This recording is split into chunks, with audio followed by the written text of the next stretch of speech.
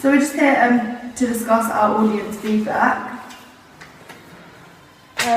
We put out these sheets in our showcase that we had a few weeks ago. And so everyone watched our film, and then we made 5 questions that we wanted them to answer. We thought this would be a good idea as we wanted a fresh take of more of a varied audience, because a lot of the time when we've been showing our video to people, it's been people of our own age and gender, so we wanted to see like a wider spectrum and see what their inferred reading was. Also, by having it on a sheet meant that they could give their honest opinion, whereas if I found it in person, some people didn't want to be too harsh. First question was, what do you think is the intended demographic for this music video? A lot of people said teenagers, which was what we expected. They were kind of going for them. Some people did say all ages, but they did say it would be more effective for younger audiences. I also have one which said 20 to 25, which is interesting because obviously we set out our target audience to be teenagers, but it's nice to know that some people can find it fitting into an older age range. Yeah. We've got alternative audience as well. Which is our genre anyway, so that's good. Yeah.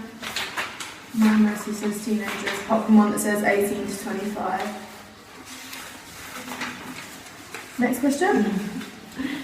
Okay, go on then. The second question was, does the track fit the editing style, and to please give reasons why or why not?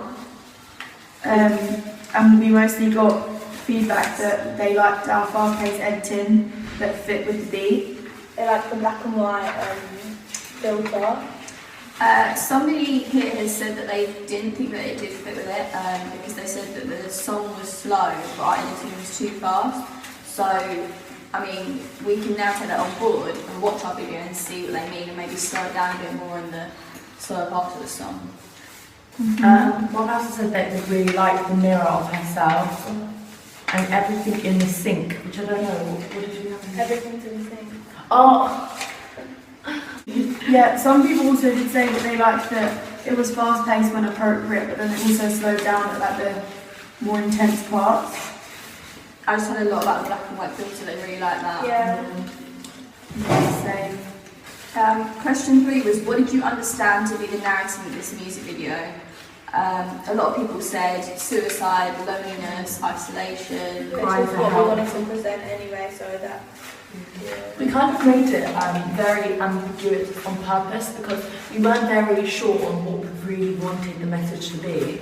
So we thought that would lead it to the audience, like having it not too explicit, it was like open for interpretation. So even if someone had a different, it wasn't necessarily wrong. Definitely, I mean, because with our ending, we decided not to show her fully submersible, just so it's down to the audience's own, like you said, interpretation. Yeah, that's quite common of like indie music videos anyway, they're quite ambiguous in general, so they're fitting with the conventions and doing that as well. I feel like having it more ambiguous makes it more popular as more people watch it and like talk about it and be like, what do you think happened and stuff like that.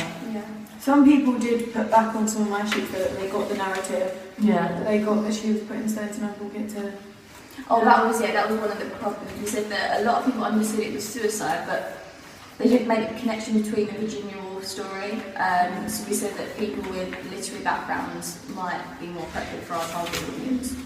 Yeah, which narrows it a bit, so in reflection we'll probably make that either more clearer or like not include it because it just narrows our audience. More clear. I thought she was just collecting stones. Yeah, I thought it was a bit weird. And then I thought she was going to go for a swim. But turns out, no, she was commit suicide, which is... Narrative so that our audience could be wider. Yeah. So the fourth question was, are there any specific camera angles or shots that stood out? It's not about the mirror. The mirror. The graffiti. The graffiti was quite common. We said the river shots. Yeah, someone like Yeah. the symmetry and low angles. Someone like the brick wall. Ooh. Someone said that they liked the fisheye shot. Yeah. They liked her point of view. Someone said love the shot against the mirror in the background, and it says like they could tell that it was coloured before, which I thought was really important because a lot of people did say that they could tell it was coloured, so it kind of almost shows like a change in mind or behaviour. Yeah, I've just got the fisheye lens is good for the audience to follow, but because it also feels like it was a part of what is happening, made them feel like they were in the Another story. person said the rounded camera shot, you know, when we like circle Yeah. straw. So focusing on the artist's face in other scenes, so they kind of like the close-up shots, I think, which have really highlighted like our audience, and she was completely isolated. There wasn't anyone else in it, so Yeah. Someone here said the slow motion where she jumps into the lake, they like that.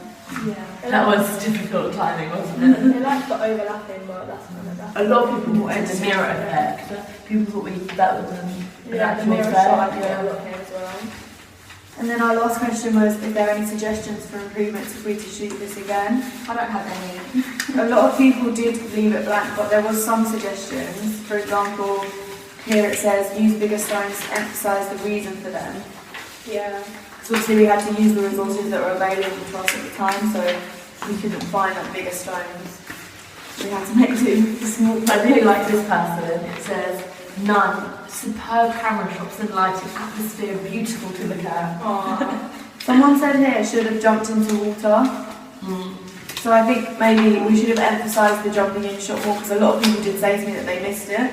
Yeah, but because of But it was really cold at the time, so it was Yeah. a bit difficult to it like, was, and it had fish in it. I think looking back that we could, to emphasise it more, we could maybe have lots of different cameras set out around and film it from different angles, maybe a bit more. We did try doing that, but because of the timing, it kind of lost focus. Yeah, we tried to do it as quick as possible as well because it was so cold. And like jumping in the water was like freezing, and I wasn't really prepared to stay in there for longer than I had to. The only other comment that people made was that some of the lip syncing was slightly out, so if we were to redo our film, Yeah. we would just make sure that was completely on point the whole time. So I think that's the most important thing with a music video. Like if that's out, then it just looks a bit weird. So Yeah. we'll definitely have to tighten that up. Let's do it again. Yeah. Overall, what are we taking from this? From the audience feedback, we've learned that if we were to make this music video again, we'd probably make the narrative more clear. Just make sure the lip syncing is like perfect. Yeah, tighten it up a little bit. I think maybe add a few more of our reflection shots because we like them so much. So Yeah. maybe make that and make it a bit faster editing. Yeah. That's it.